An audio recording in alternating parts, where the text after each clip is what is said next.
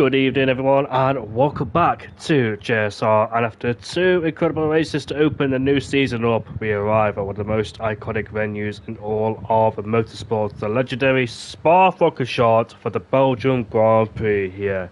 And what a start to the season we've had already, as Qatar gave us drama from lights out to the checker flag, and Austria also delivered an action-packed afternoon, and then Monaco once again proved that no lead is ever truly safe around the streets of the Principality. Through all the chaos, one driver kept his composure better than anybody else. His name is Sasha Hood, who has made the perfect start to his campaign, taking back-to-back victories for the Audi and establishing himself as a true contender. Is Sasha here? Yes, he is. Just Hood, as he's called nowadays. So the championship leader having early, I won't say luck, but definitely good pace, and showing why he's capable of trying to get the championship this season. But early doors of the championships, there's a long way to go, but anything could happen over the course of a season. Last season was totally unpredictable as well, with the amount of drivers getting themselves involved in carnage, chaos and drama. And hopefully in Belgium it'll be a lot more calmer. You don't really see much drama in Belgium. Well, you do, but in the right conditions most likely as well. But in the past few races that's taught us recently that drama can lurk around anywhere on the track in every single corner. I think Hatakas is the first driver. This is JSR's last season's champion. Now, I've not really seen much of this driver, Hatakas, on this game.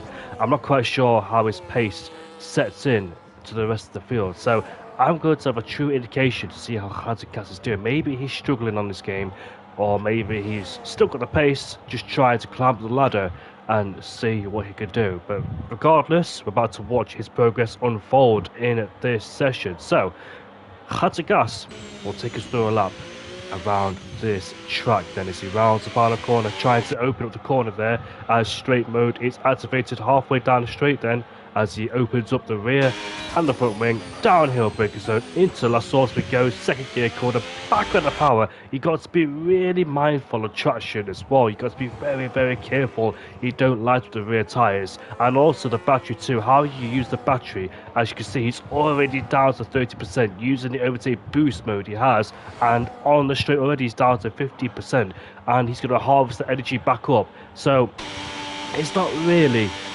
ideal drive scenario for drivers here who are trying to push flat out and qualify, but also try to manage battery, which is counterintuitive and completely opposite of Formula 1.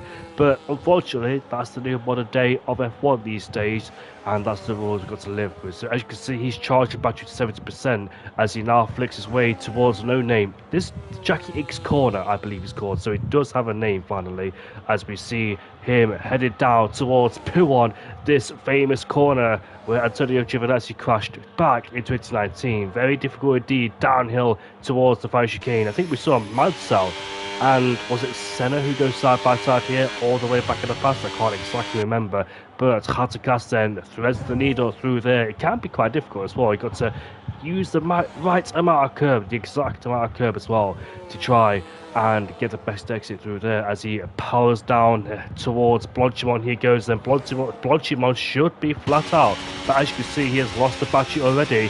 Look at the speed loss as well. As you can see there, headed down in towards the bus chicane, hard on the brakes, second gear corner, be very smooth and patient through these corners. It's all about traction. For Hatakas, it's a 45.009. Now, obviously, these times are much slower compared to 25s, as Danny DeMaster beats him by 0.4 of a second, as a plethora of drivers then surge their way towards the line just to open up or to finish their first flying laps. As we see Kevin Zunneberg, the pacemaker, up to first place with a 44.2, just ahead of Ryan Benink in the Cadillac there. So Cadillac have got Hatakas and Ryan Benink, sorry. Apologies, I'm still ill and I still got sinus, whatever it's called as well. So I'm a bit, my airwaves are not really opened up properly either, so I'm still feeling under the weather, unfortunately, but I'll try my absolute best. Stites coming towards what he's actually validated there in the Aston Martin, so back to the pits, or maybe starting the lap. He goes then. So who else out there? Miles Makis, Misham, Khatet, hopefully you're doing all right, mate. And I'm not quite sure, no, you're not here. But wherever you are, whatever you're doing, hopefully you're doing well, mate. Nice to see you in the chat, of course. Miles Makis has invalidated his lap time too for good measure, so he won't get that banker laid down there, but he's still going for it. Kick in the Ferrari, now joined ILT, hence why the name change, Kick Skolton 08, as he's called teammates with Kevin Zunderberg. What a duo. That duo is going to be deadly, but they've not had the best of luck, have they, in the past few races. Kevin Zunderberg het er goed met mij. Goed, I'm glad to hear. But Kevin Zunderberg, yeah, het er goed as well. I am goed. Dankjewel. Prima. Appreciate the question. But Kevin Zunderberg has shown a tremendous one-lap pace, but hasn't quite converted it into victory yet, has the Dutchman. And also Kick has quietly put two strong podium finishes together to keep himself in the balance and the frame of the championship picture, whilst Ryan Benink, Robbie Jacobs, Dex and Pink Panther have all demonstrated they have the speed to challenge for the wins on any given weekend. Pink Panther is looking very quick. He used to be called Armin, and if I recall correctly, he wasn't exactly quick. I remember him being in the back of the field. No offense to him, but he certainly has improved, has the Dutch Pink Panther in the McLaren on PC. On board with Kick, who has won a couple of races last season at JSR. If I remember, he won two out of 4 races, I think it was, after he participated in, I think it was Baku, and I can't exactly remember who else. But Kick finally throws down the hammer and he puts himself up into P7 with a 45.786, so 8 tenths away from his teammate. Not ideal, but there's still plenty of time left in this qualifying session to try and make up those gains and losses. Miles Makis in the pit lane, so not really been a great opening segment for Miles Makis' campaign, and the 3 M's are at the back of the field: Miles, Mark and Milan. We're on board with Milan, but it doesn't appear to be going quickly, does the Dutchman. A well-known driver in JSR, one of the owners in JSR, I think one of the most beloved owners, as the other one, their joke, is not, unfortunately, after some controversial decision-making on his end. But Milan, definitely, everybody knows who he is, and such a great driver, great person, and a great commentator as well. But messed up going in towards the Bush chicane. Is he starting to open up a lap time on low battery? He is, but not ideal to be starting on a lap time with significantly low battery indeed. So I think he's going for cycle laps here, and hopefully for him he can finally show some real potential. Ivan, it must be said, down in P9 at 45.3, 1.1 seconds off. So I really hope on his next lap time he can find some real pace. Kevin Zunderberg has won around this track in Belgium before, and Ralph has joined the session, so the Swedish driver has joined the lobby. Thankfully, that's 19 drivers on the board. So majority of people back in the pit lane, and the majority of people then on their outlaps, and we'll find out who. Do you know what? I don't really give Kevin much screen time, do I, in terms of qualifying? So why not give it to him? He deserves it. I know I miss out on a lot of his spectacular lap times indeed. So I'm going to stay on board with this man, Kevin Zunderberg. What a nice helmet too. It reminds me a lot of my helmet, and the number 91 as well on the side of his Ferrari. But yes, it does remind me heavily of my helmet indeed, the Indigo helmet, as I love to call it, the Indigo Special.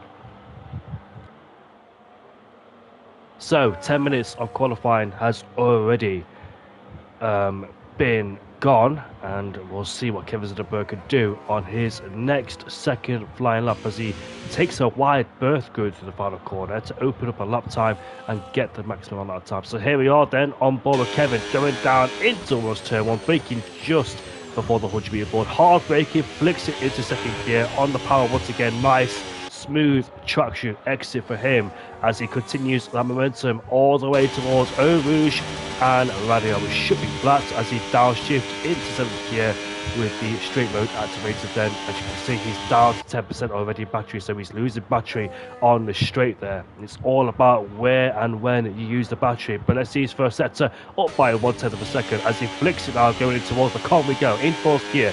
keep it nice and pin through here at the top of the hill before headed down towards the Forge. Now, tricky breaker zone. A lot of people do lock up on the right front, but no lockups for Kevin as he keeps it nice and tidy, flicks his way in. This is nice momentum, very smooth from Kevin. No abrasive outputs indeed. There he is, flicking his way through. Oh, look at the speed loss as well. It used to be about almost 300 kilometers an hour, but nowadays on F1, the speed has got super low, which is not nice to see. In qualifying in F1, it's supposed to be the pinnacle of motorsport, pushing flat out, but unfortunately that's not what we're going to see on this game. So Kevin Zunderberg, 1/10 up in the middle sector, continues his fine form in first and second sector. There is a Cadillac headed towards the line, so I wonder that could be Ryan Benink. Ryan Benink is headed towards the line and in the pit lane. I think that is Hart and Cass, if I'm not mistaken, or a Haas. Do you know what? A Haas I Cadillac I get confused with. But here comes Kevin. Kevin raised the bar once again. It's a 44.104, and Ryan Benink is improving and improves to second place, but not dethroning Kevin Zunderberg for pole position. I believe Stevan's gone up to be. Danny DeMaster has put in a decent lap time and only a few hundreds away from Ryan in P2. Sasha, 7 thousandths up in the middle sector, so a small improvement there from the Dutchman, and he needs about 2/10 to clear Ryan Benink and Danny DeMaster, but so far nobody is touching Kevin Zunderberg at this particular time. So he looks like he's on course for pole position as he's taken before, but couldn't exactly convert them to race wins due to circumstances. But Sasha now heads towards the line, and he did find more time in the final sector as he pops the Audi up to P3. So decent improvement there for Sasha, splitting Ryan Benink and Danny DeMaster. So well done to him. I do believe Sasha can be a contender for the championship. He's always had the pace, but can't seem to puzzle it together just quite to get those results he needs. So, Sasha, could this be a big chance for him this season to show what he's capable of? And he missed the championship last season as well by crashing with, I think, Robbie Jacobs, who is not here, at his home Grand Prix in Belgium, as Kick leaps off the curb to go through the final chicane. But I do believe Sasha has championship potential. Do you know what? I think majority of these guys, look at Kick, improving in the middle sector by 2.5 tenths, but he's mildly off the pace. So it's not looking good for him so far, as the F1 fan, the Irishman, unfortunately has retired from the session. Did he crash in the pit lane entry where Raikkonen did back in 21? He might have done, you know. He might have hit the pit lane entry. But Kick, on the other hand, is pointing in the right direction and in the pit lane, so not fully satisfied about that time. He feels the need to pit again and bolt on a new set of the soft compound tyres. Milan Langer is in the pit lane. Quincy King is down in the first sector in the Aston Martin, and somebody has just leapt up the order. Was it a van in P7? It was a van. The Racing Bull driver progresses into P7 and getting closer as he puts that Racing Bull now inside the top 7 with a 44.813, 2/10 clear of Hatton Cast in the Cadillac.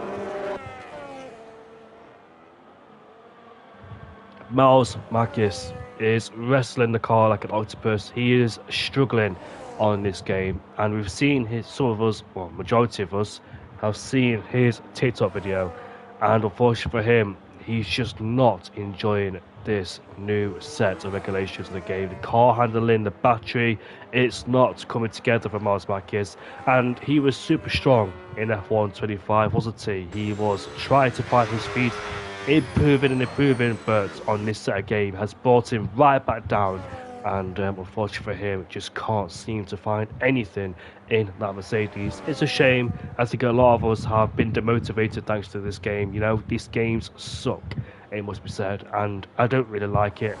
You know, I know a lot of people do like it, but you know, the F1 fans like me, who've been around for a long time and seen how F1 itself has devolved and gone backwards, you know.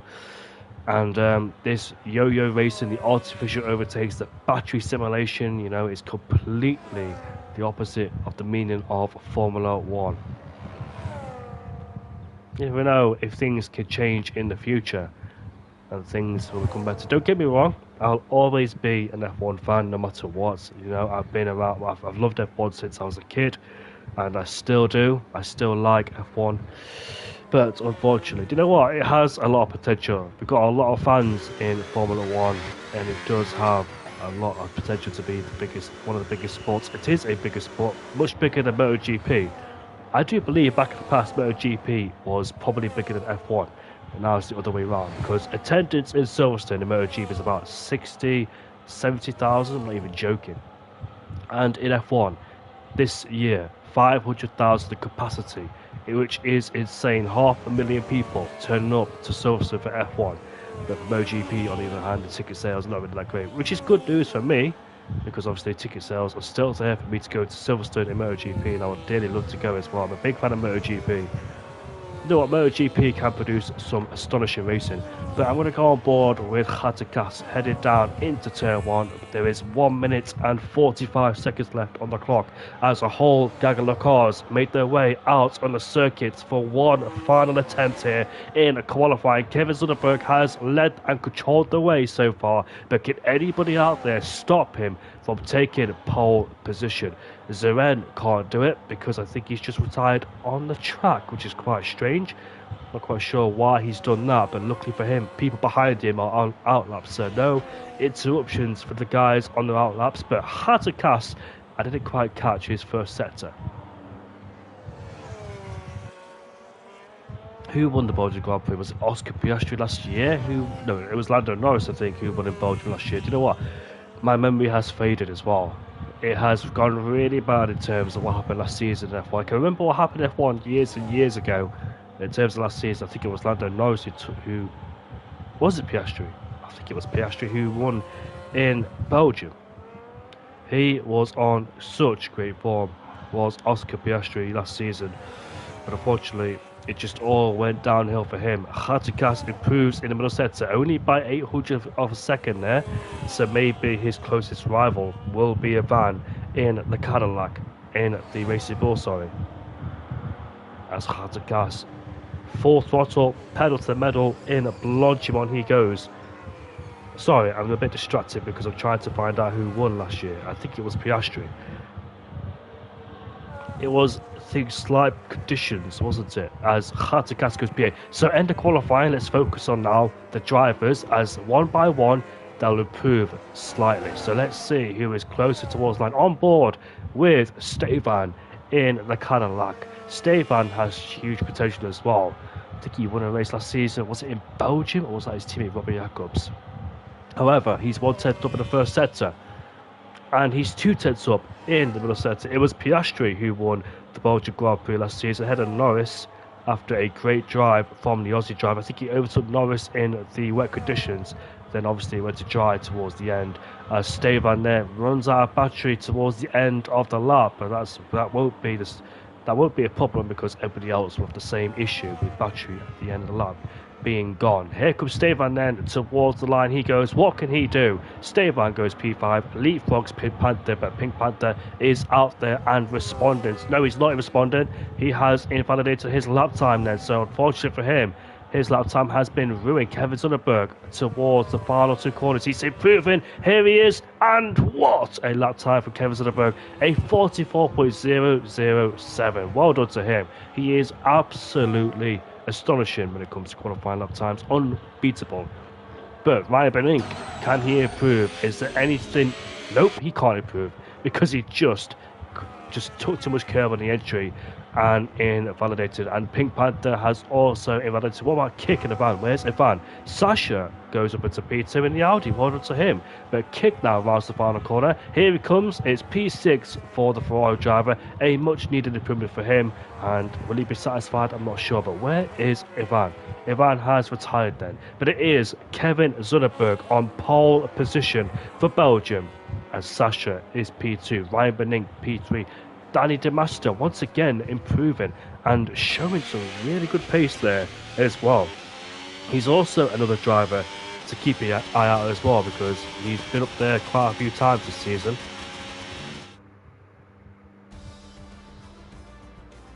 So that is your classification. Once again, it is Kevin Sonnenberg on pole position, but Sasha in P2 has been the one to win the races.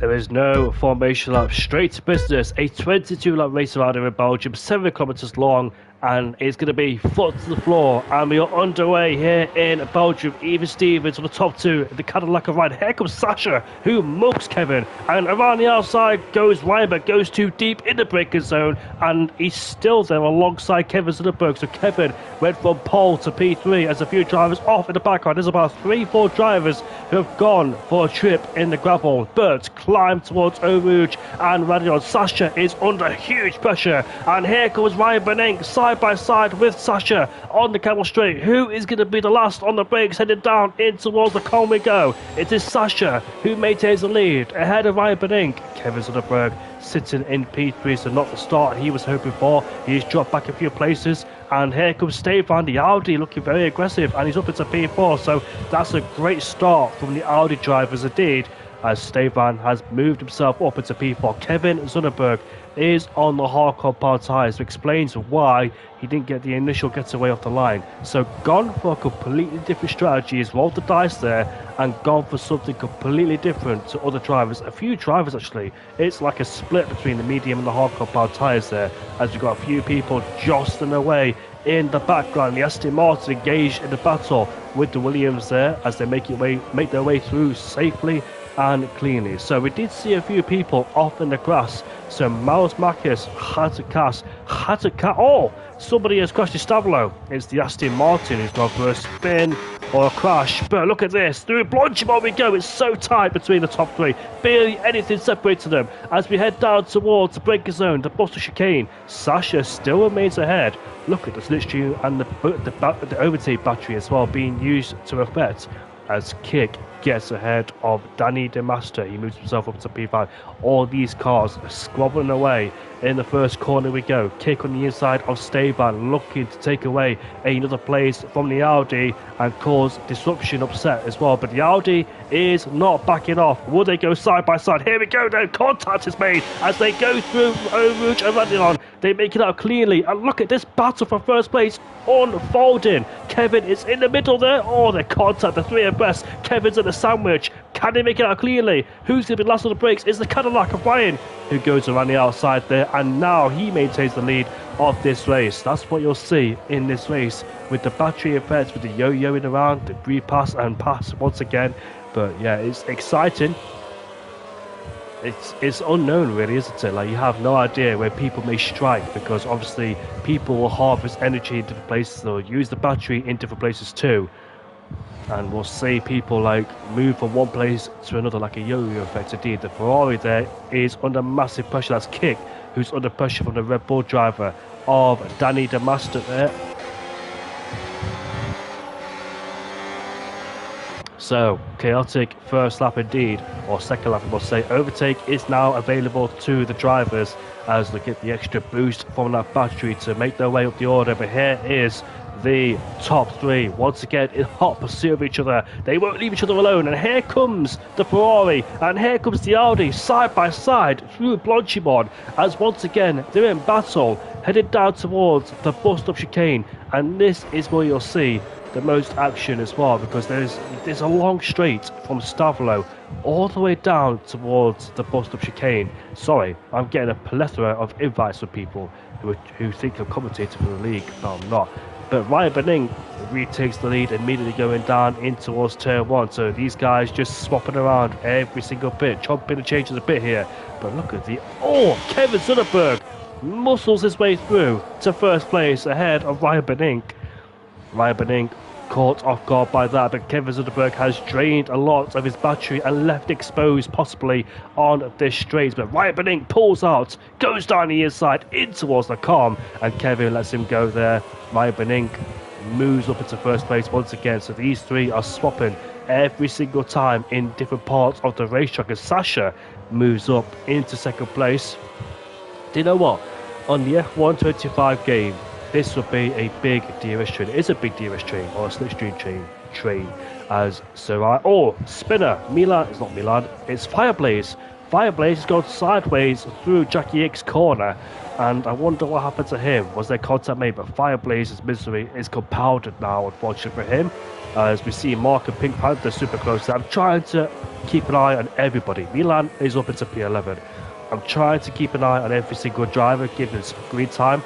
Of course, the main action is what you want to see in front between the top three.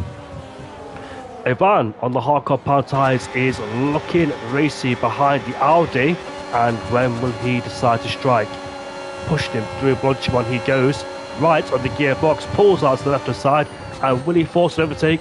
Headed down towards the bus chicane. He's a bit hesitant, is Sasha, as he backs off, and Ivan gives an opportunity to overtake him, but they still remain wheel to wheel out of the corner as we head on to lap 4 out of 22 then. So Ivan trying to force his way through the field and making an impact on this race. Ivan maintains his position in P5, and look at these two, Pink Panther and Kick, going wheel to wheel. Pink Panther moves himself up into P7 ahead of the Ferrari driver. Mark goes into P8 as well. So Kick there has lost 2 places in one go. But this could get dicey. This could be interesting on the Camel Straight now. Look at all these three in hot pursuit of each other. Sasha, will he go for the move? Is he forced into an overtake? And down the inside goes Ivan on Stevan. Here we go. It's so tight. Barely separated by anything, these two. But Stevan gets on the curb and moves, has been demoted down into P5 as Stevan so got lost in the curve there, got all squirrely and bogged down, and Ivan says thank you very much, I'm moving myself up into P4. Wow, breathtaking first few laps, non-stop action all the way through. They're chopping and changing every single time in this race, and that's what you'll see. It's all about where and when you deploy the battery. Got to be sorry, let me think of the word before I say it. You've got to be methodical in terms of your overtakes and attacking. You can't drain your battery all in one go because you're left exposed to the guys behind. So you've got to be clever and tactical in terms of draining the battery. But these guys are so bunched up together indeed. This is where you'll see the most overtaking, because obviously from Stavolo all the way down towards the bus-stop chicane, you'll see that the battery's been depleted. Where is the best? Milan Langer is making moves. He's up into P9, so a dismal qualifying, and now he's put himself inside the top 10. So resurgence from Milan Langer as Mark ahead of us goes up to P7 ahead of Pink Panther. It's one big train. Milan Langer has been attached, of course, but he had to work his way through the field. And now, can he get himself amongst this train as we climb towards Eau Rouge and Radio once again? Here comes Kevin Zoderberg as he pulls out of Sasha as they're both level pegging there. It's a drag race and a battery race all the way down towards the calm we go. And Sasha, I thought for 1 second, will dive down the inside in towards the calm, but backs out of it.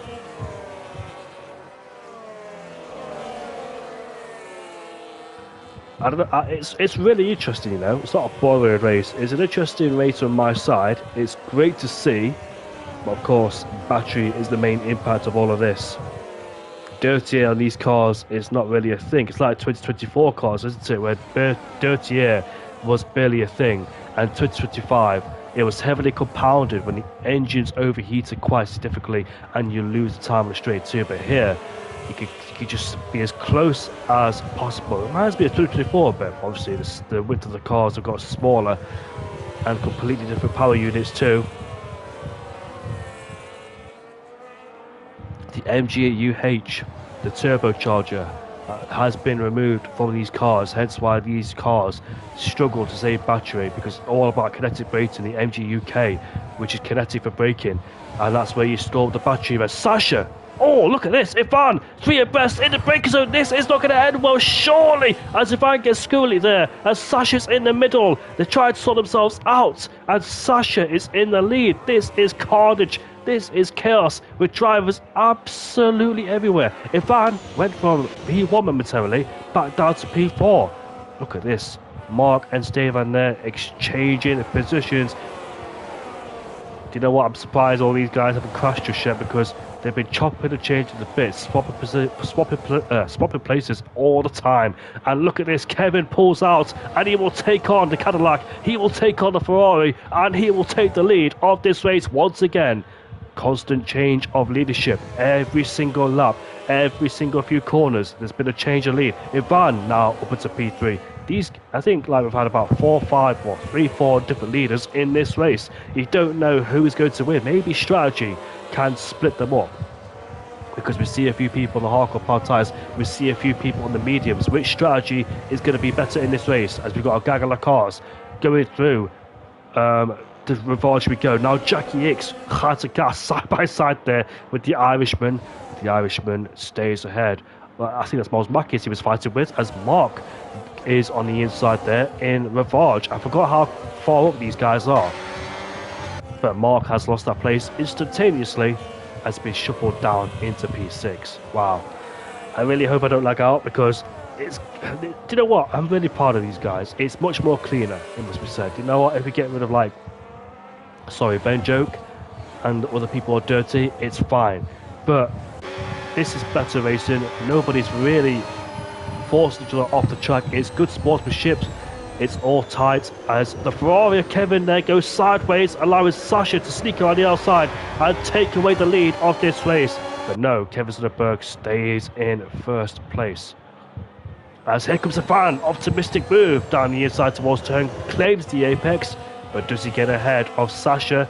The answer is almost, because Sasha is not willing to back down just yet. He's willing to put the fight on as we go once again side by side through Eau Rouge and Radion they go. Reminds me a bit like Mark Webber and Fernando Alonso back in 2011, was it? Didn't Kimi Raikkonen go on the outside of Schumacher in 2012? Was that somebody else? But the Williams there, wheel to wheel literally, with the Audi of Stevan. Stevan just defends that. Where is Milan? Milan is too far back from this battle. So it's a top 8 battle for the lead of the race. The two Mercedes getting too close for comfort in towards the braking zone there. Not enough space, giving a bit of a tap as well for good measure as they get on the curb. And the Aston Martin is looking to try and take advantage as well on the inside there. So this is the second battle, the second half of this train, all in hot pursuit of each other, trying to claim some points. Milan Langer has got a big gap. Do you know what? Top 10 are in a big battle. He is caught up as Milan Langer. He was way off the pace in qualifying. He was like 3-4 seconds off the pace in qualifying. Look at this gaggle of cars going through here. The fire chicane. Every single driver just getting their elbows out indeed. Wow, oh, the spinner. That is F1 fan going for a spin, but back towards the front of the field we go. Ivan right on the back of Sasha, headed through towards the Boston chicane, and once again unable to make that move. Ivan has been making moves left, right, and centre. We've got a few people pitting, so this is the undercut. This is the chain reaction. It's going to set off some pit lane. So finally, we've got a roll of the dice or strategy. Milan and Stevan have pitted at the end of lap 8, and we'll see. Obviously, they've got the hardcore power tyres, but we'll see if their strategy paid dividends later on in the race. Will the undercut have a major effect around here in Belgium? It's the longest circuit on the calendar, 7 kilometers long. I think the ideal situation for Milan and Stevan is that the guys in front of us continuously fighting in the braking zone. Here we go then. They're barely separated by inches between these two. And Sasha. Now Kevin gets a switchback on the exit at the top of the hill. And we'll have the inside line, but he backs off. Backs off for the time being. I wonder how these guys are going to respond to the pit stop set by Stevan and Milan. Have they pitted at the right time? I'm about to find out any given moment. But look how bunched up these guys are. Kick has retired. That's the end of his race. I'm not quite sure what happened to him. So he just pitted, did Kick on the previous lap, and now he's retired. So what a shame, an ending to his Belgian Grand Prix. You know what? There's been so much action in this race. It's hard to pick out what happened to other people. So it's unfortunate for Kick. We didn't get a reading or indication to what happened to him. So he's gone out of this race. He blames a Pink Panther. But Kevin takes the lead. And here comes the van now, side by side with Sasha. Is anybody looking to peel off into the pit lane at the end of this lap? Sasha, he does. And here comes Ryan. You can see the grain on the tyres as well. Danny and Pink Panther. A group of cars now in towards the pit lane they go, leaving the Harvarders out there to continue to extend and stretch their stint. The Harvarders have been left alone in this race, but which is the best strategy? Where is Milan and Stevan? They're quite far back obviously, but we'll see. Where will they feed out in comparison to this? Will Stevan get the jump on the guys in front of him as we enter turn 1 we go? Has Stevan jumped the guys ahead? Not yet, but he's right behind his teammates, so he hasn't quite jumped, but he's got ahead of the guys behind, which is crucial. So I think Stevan and Sasha, a bit of teamwork could be going on there between the two, but Stevan is under immediate pressure from the Cadillac of Ryan, as Ryan goes through up into P10. Let's take a breather, shall we? Because obviously in the last 9 laps have been super entertaining, and now we can have a read of this race then. So the guys behind on the medium compound tyres have pitted, except Stites in P6 in the Aston Martin, so he hasn't pitted just yet in this race. But the guys who started on the medium compound tyres have conversed over to the hard compound tyres, taking these tyres towards the end of the race, and it's going to calm down a bit. I think we're going to see some team play now, because for example, if these guys here on the new hard compound tyres keep on fighting each other, it may give away Kevin, Ivan and Mark. It makes it easier for them once they switch over to the medium compound tyres to close the gap down. So I think it's a wise thing to just stay in formation and not fight each other too hard, especially in the braking zone. So I think things could calm down now. It could transform into a strategy race rather than an overtaking battle, if that makes sense. Thinking long term ahead, Ivan, Kevin and Mark have all calmed down now, but hard to cast in a bit of bother. And what has happened to him? Did somebody make contact with him? He's been shuffled. No, he's on the old hard compound tyre, so I presume the guys ahead of him just moved him out of the way, the obstacle in the way. Maybe he moved out of the way, I'm not quite sure.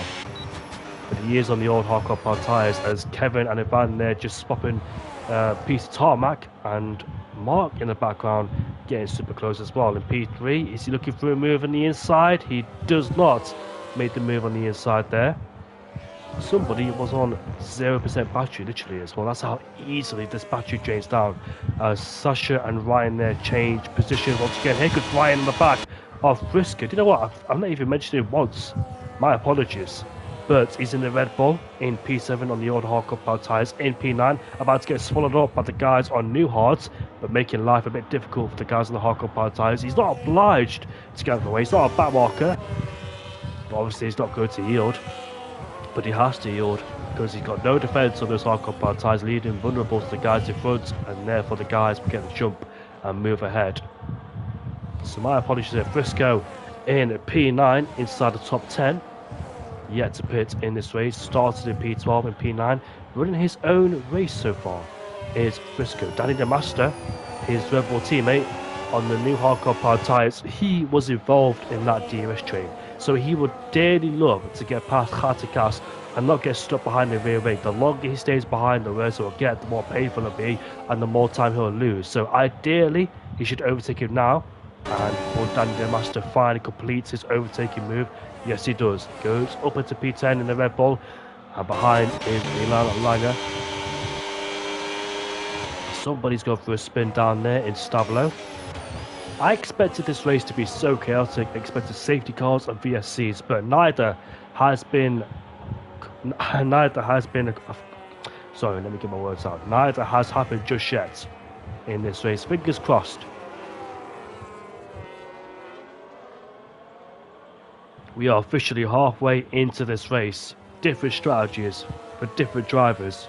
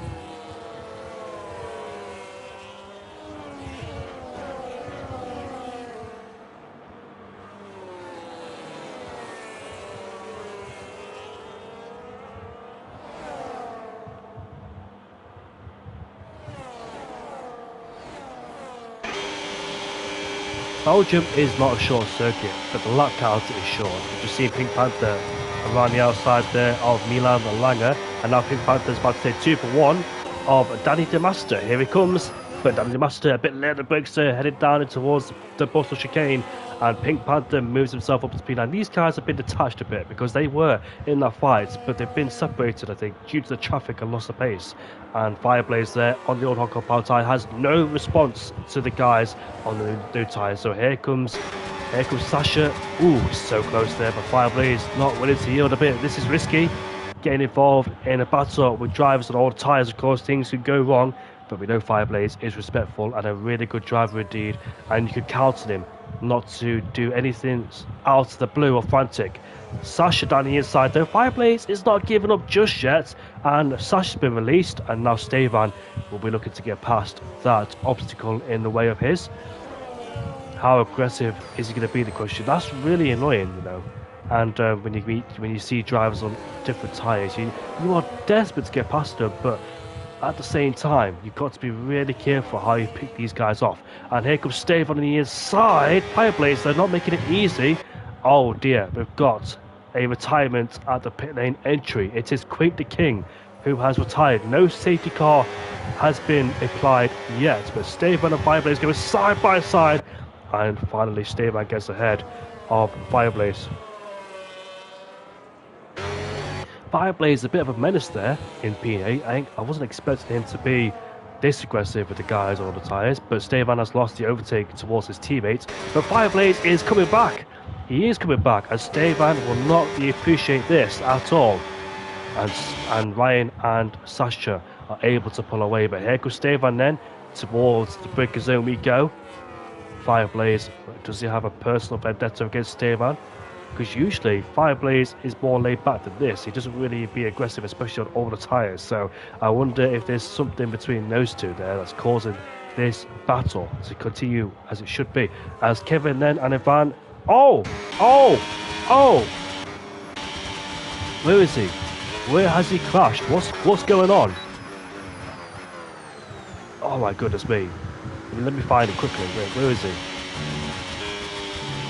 He has crashed where, yeah, in the wall, he's out of the race. He's crashed where Kevin Sonnenberg crashed back in 2016 in the Renault. Remember that massive crash he had? That was horrific indeed.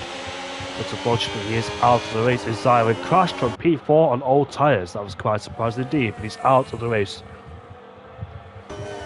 Danny DeMaster there, still fighting away with Pink Panther. These guys have been left alone. They were in that scrap for the lead, but they've been detached. Let's see the gap to leader. The gap to leader is about 16 seconds there, so that could be doable for Kevin, Ivan and Mark. And Danny DeMaster around the outside he goes in P1. And Milan Langer just at the back of this part too. This race has really settled into strategic phase now. We saw plenty of changes in position at the opening half of different drivers committed to opposing strategies, but the picture now is becoming more clearer. The majority of the field have already made their stops, switching from the medium compound tyre to the hard compound tyre, and the guys in front on the hard compound tyres hoping they can make it towards the end comfortably, as these guys in battle for P3, or P4 should I say. Looks like just Sasha has made it out in front.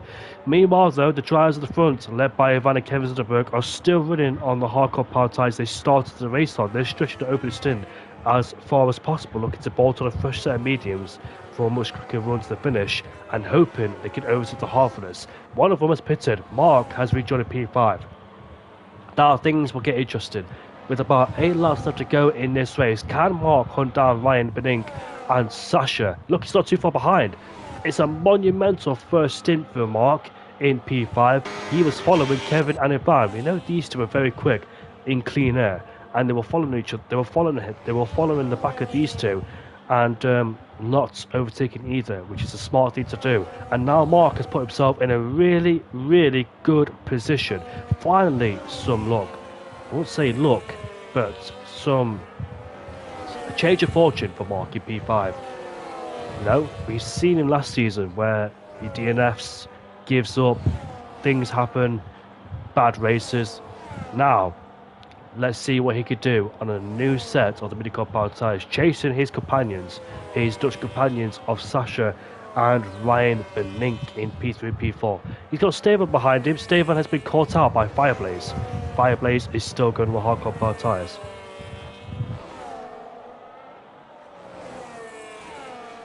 Right then, so every single lap is crucial on this stint. The race isn't necessarily being decided by overtakes right now. It's decided by strategy, time management, and who can execute the final stop to perfection. Kevin and Ivan are finally making their final stops. Their first stops in this race. 15 laps on the hardcore power tyres and a reduced stint on the mediums, which should make it towards the end and have the best tyre life. And it's going to be so intriguing to see who wins in this strategy battle.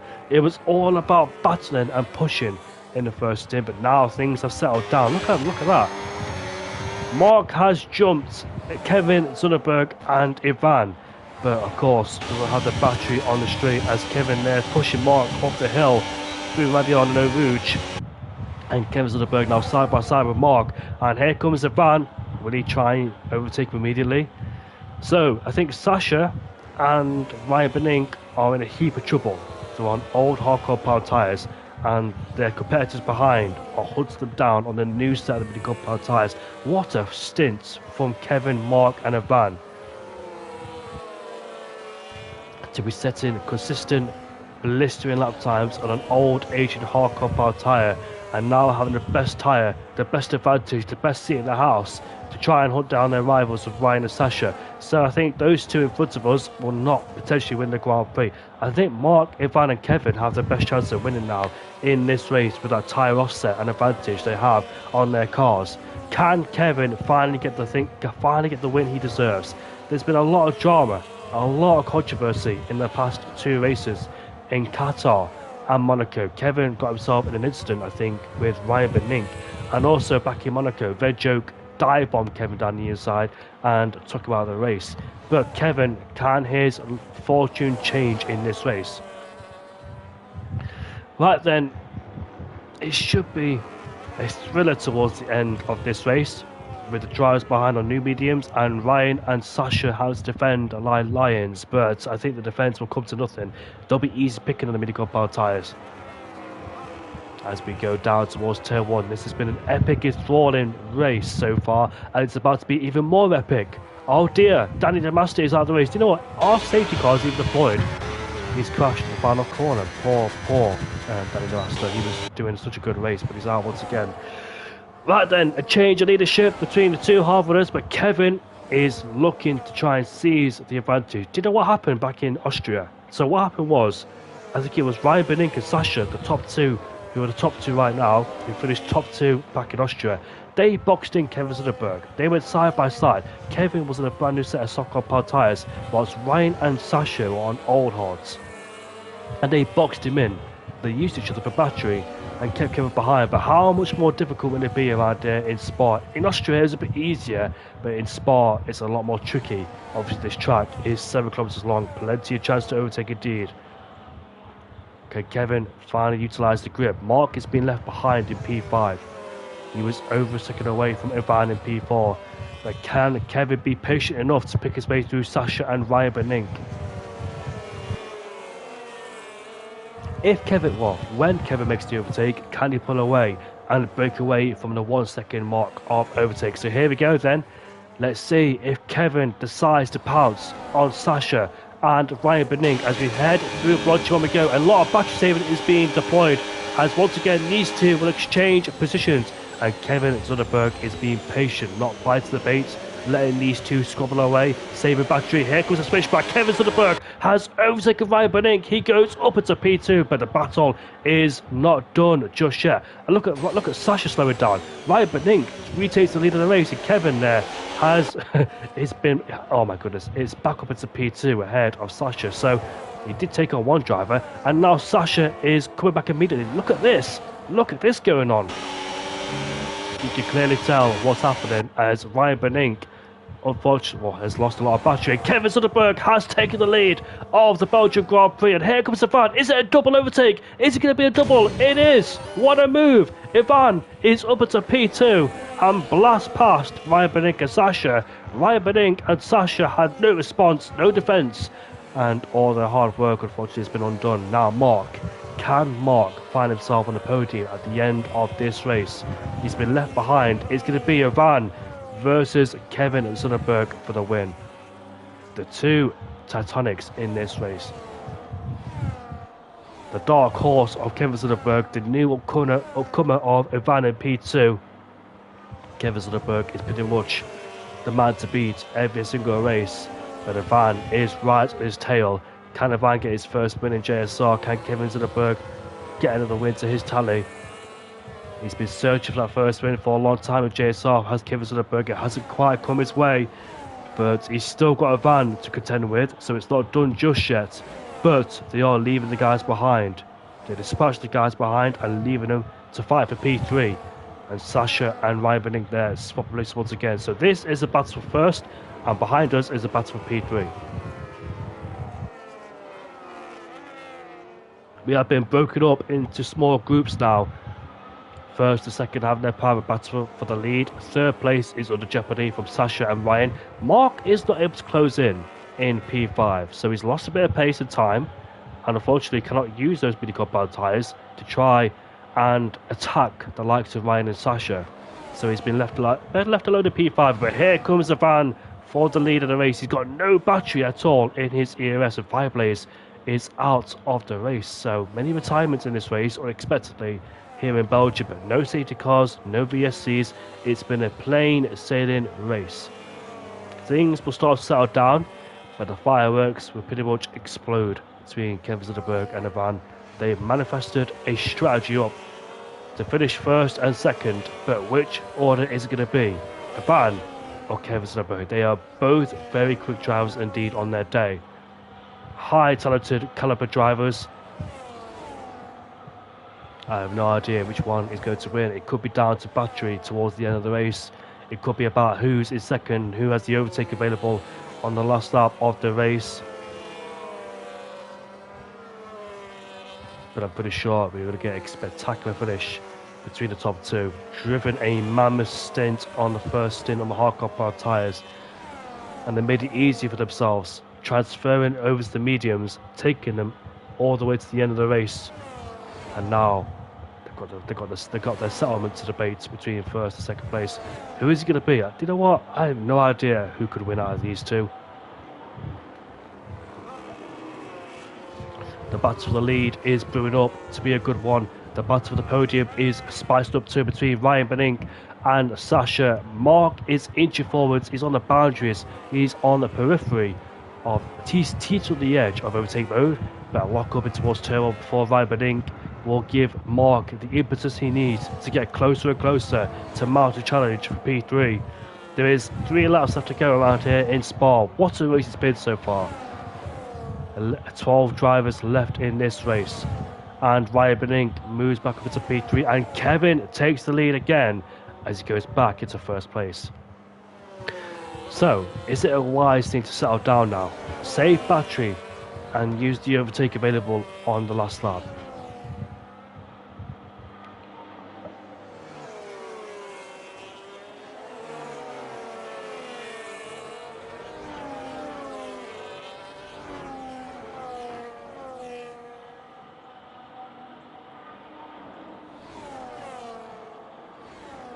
Overtake mode used to confuse me. I had no idea how the battery was running in this game, but I do have a slight understanding now in terms of battery, when to use it, and when to deploy, etc. We're coming down towards the final few laps of this race, and it's pretty much between these two Dutchmen. Is it Ryan? Is it Kevin Zuckerberg? Is it going to be Ivan side by side with Kevin doing plunge him on a audacious move around the outside, and he makes it stick more than to him. We have seen overtakes in uncommon places around this circuit. Usually Belgium can be quite boring. It has been in the past few races, it must be said. It's a high speed circuit, it's all engine dependent as well. Aston Martin are going to have a terrible time around here in Belgium, aren't they, when it comes to the Belgian Grand Prix? But it's pretty much a power circuit, this one. High speed, it's been around the calendar since 1950, and it's produced some astonishing races and iconic moments in the past, and Kevin Zuckerberg moves up into first place. And once again,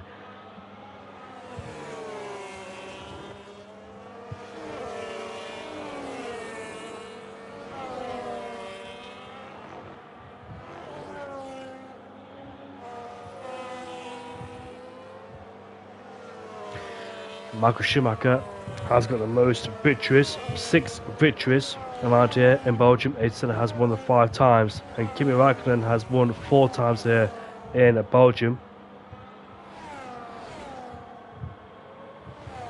The worst ever race in Belgium was back in 2021. What an absolute shocking and embarrassment for the sport to be classed as a race. All it was about was getting a classification. Yeah, it was a shame. Milan Langer was there in Belgium in 2021. Poor Milan, being soaked in the rain.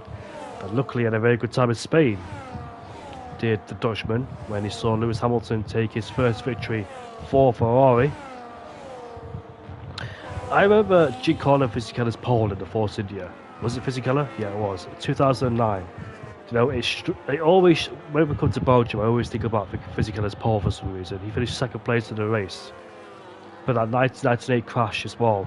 And Michael Schumacher hits the back of David Coulthard, and Schumacher storming in at Coulthard's garage. You know what? If I saw an angry German or Schumacher coming towards me, I think I would as well. You know what the Germans are like? They're very, very feisty. But lap 21 out of 22. And Ivan is 7/10 away. Is Kevin Zuckerberg starting to streak away? Look at the battery. The battery Kevin Zuckerberg has stored up, and is able to keep Ivan at bay too, who is using to overtake on that straight. And Sasha and Ryan Benink, they're just trading once again, P3 and P4. Kevin Soderberg needs this win to have a comeback and a bit of a mental boost for his morale after sustaining bad luck in his races. So if he wins this race, he'll be very happy, and that's a much needed boost after being let down, it must be said, in the past few races. Mark has been detached from this battle, so he's out of this battle for P3. So it's pretty much a settlement between these two, Ryan Benink and Sasha. But at the front of the field, though, Ivan is trying to save some battery in his disposal to try and use it all the way down the Camel Straight. But Kevin Soderberg is starting to pull away in the Ferrari and has saved some battery up as well. He is really, really tactical, it must be said, for those who don't know English slang, but tactical in terms of saving battery. But Ivan is getting closer. He's had to drain a lot of battery to get closer towards Kevin, so that could put him at a major disadvantage on the last lap, despite having overtake available to him. But if we go down towards the blinker zone, these two continuously squabbling away for P3, Ryan and Sasha. It's a great display of drive from both, from the Norwegian Dutchman against the Dutchman. But back towards the front, there is 7 kilometers left to go. Kevin goes deeper towards turn 1, and Ivan brings the gap down to 0.5 of a second. Now the electrical battery is being dumped on the straight, but as you can see, Ivan is down to 10%. He has nothing left in his battery to use. But meanwhile, Kevin Soderberg has saved some battery up, and he's got 50% as well. Was that enough to keep Ivan at bay for the time being? As we head down towards the calm, it is. Kevin Soderberg is safe, but will he be safe though? Is there any more chances as these two go in towards the brink? So they go in super tight as the Cadillac of Ryan goes off the track. Sasha has the inside line at the top of the hill towards the calm, and he maintains P3, but this battle will go down to the wire between these two. These two get those overs out and almost wipe each other indeed. And Sasha stays at P3. Ryan Benink there, super tight in the apex in towards Ravage, but luckily not spun around. But we're back towards the top 2 in this race. I think that is it between the top 2. So not the climatic race I was expected from Ivan and Kevin Soderberg, but meanwhile it's been a great recovery drive from Kevin Soderberg. His spirits will be lifted after that. Got a yellow flag. Is that Mark? Oh dear, Mark, what have you done, mate? Oh.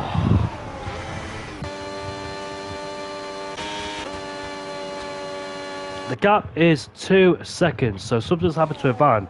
Is he saving fuel? Looks like Ivan is running out of fuel, it seems. But Kevin Soderberg, all eyes to him as he rounds the final corner. Finally, third time lucky, or third time the charm. Kevin Soderberg has won the Belgian Grand Prix, a much deserved victory. And Ryan Benink has tumbled into P5. Stefan's P4, Sasha P3, Ivan in P2. But Kevin Soderberg has come out on top for a well-deserved victory in JSR. Well done to him.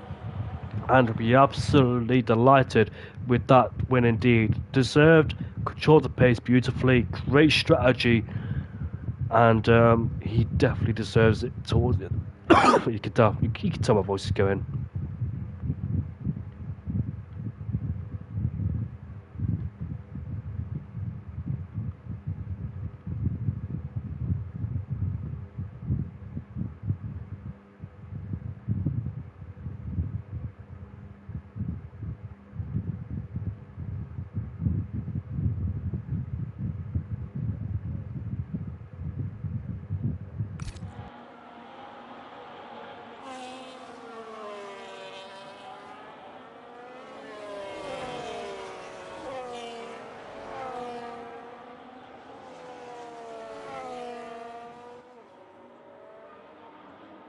Hello.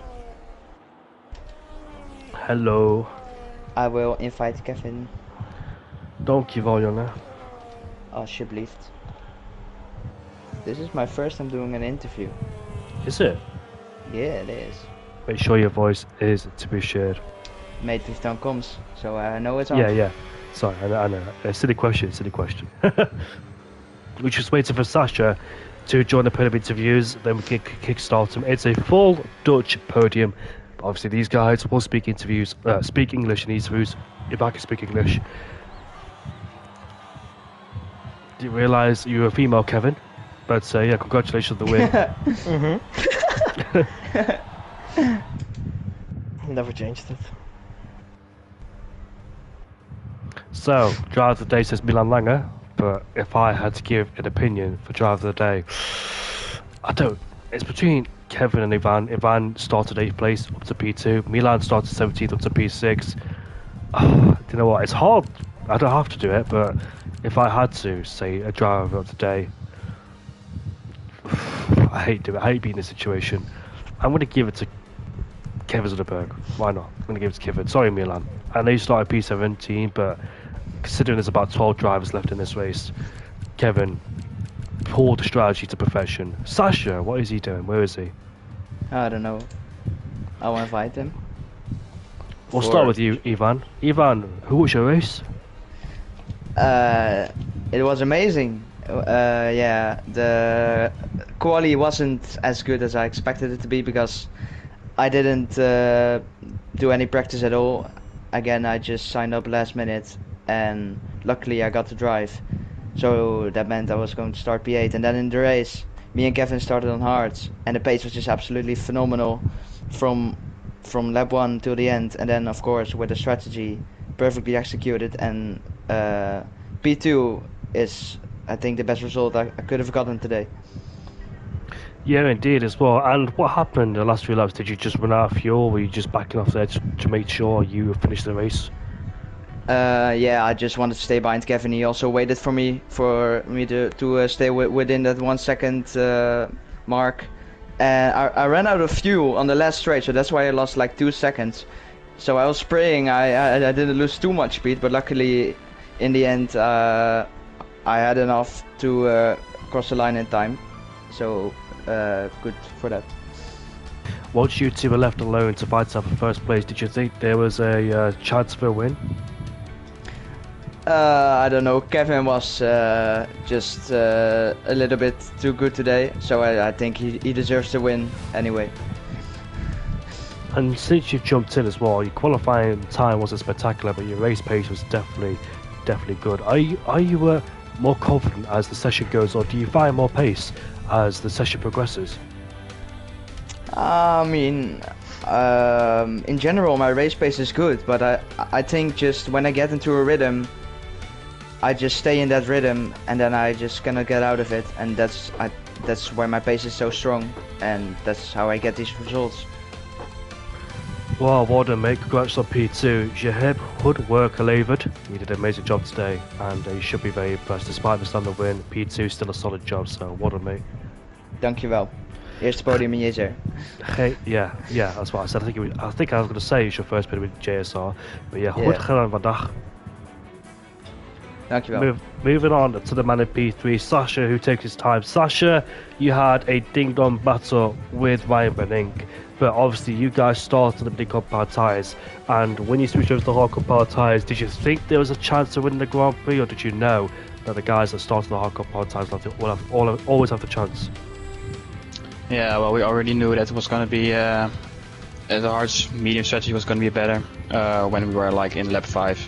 Hards just stayed with in the DRS train, so we knew there was going to be a small chance of us getting a double podium out of it with Stevan as well. But yeah, just the wrong strategy. Great pace, but wrong strategy. But yeah, it's a shame. But still, P3 is amazing. You still need the Drivers' Championship. Consistency is king. And these personal results would definitely help you to boost your championship aspirations as well. So 2 wins on the bounce and 3 podiums is still a good result. Can't win every single one of them, but you got to be in it to win it every single time. So P3 is still a good result. And how was it battling with Ryan Benning? Were you nervous because obviously the battle of the podium was super intense between you two? Well, Ryan already told me in the last lap that he didn't have enough fuel, so we just battled for fun, and then we knew that Ryan was gonna sink in it because he didn't have any fuel left. That's why he dropped back. So yeah, we just thought let's have a bit of fun in the last lap, and then yeah. Fair enough, mate. Well done on the P3 today. You've driven an absolute great race as well. Great battle. How intense as well that battle was the first part of the Grand Prix, because you guys kept chopping and changing at the bit to get past each other. Does it make it? Are you under more pressure in these type of scenarios because you go from P1 and in the next 2 corners you go from P3 to P4 back to P2, P1? So is it more intense, or you have to be more alert during the race? I don't really feel any pressure during these battles. I mean, it's racing, so we knew that we were gonna yo-yo between P1, P2, P3 before. Didn't feel any pressure. Fair enough, I respect that. Goed gedaan vandaag, order mate. Dankjewel, mate. Lekker job. Wow, moving on to the race winner, Kevin Zonneberg. Well done to you, mate. You must be absolutely thrilled with that race result. I know in the past 2 races things haven't gone your way due to incidents with the likes of Ryan and also their joke taking you out on purpose in Monaco. But finally prevailed here in Belgium. And we always know you always have the pace, but obviously bad luck does hit on your side. Heb je genoten van de race?